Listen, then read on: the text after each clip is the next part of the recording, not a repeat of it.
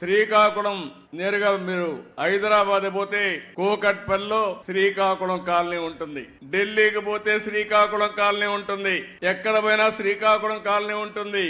ఆర్మీలో ఎక్కువ ఎవరు దేశాన్ని కాపాడడానికి పనిచేస్తారంటే దానికి చిరునామా కూడా మళ్ళీ శ్రీకాకుళమే. అలాంటి త్యాగాలు చేశారు. వేరే రాష్ట్రాలకు పోయి ఆ ప్రాంతాల అభివృద్ధి కోసం మీరు పనిచేస్తున్నారు. అందుకే ఇక్కడ చూశాను, మా నాయకులు కూడా రోషం రావాలని చెప్పాను. 26 జిల్లాలుంటే 26 జిల్లాల్లో తక్కువ తలసరి ఆదాయం, దీన్ని ఇంగ్లీష్ లో పర్ క్యాపిటల్ ఇన్కమ్ అని మాట్లాడతాం. తలసరి ఆదాయం అంటే ఆ ఇంట్లో ఎంతమంది ఉంటే అంతమందికి కలిసి అంతే ఆదాయం వస్తుంది.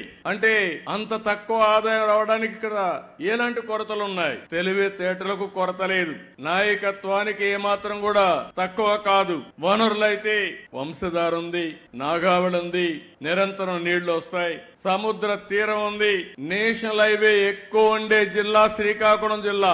ఇంకో పక్కన గనులున్నాయి, బంగారు బండే భూమి కూడా ఉంది. ఇవన్నీ ఉన్నప్పటికీ కూడా ఇంకా వెనుకబడి ఉన్నారు. నేను అందుకని ఒక సవాలుగా తీసుకున్నా, అవసరమైతే మళ్లీ మళ్లీ వస్తా, ఈ జిల్లాను బాగు చేసే వరకు నేను మీకు అండగా ఉంటానని ఈరోజు మీకు మాట ఇస్తున్నా.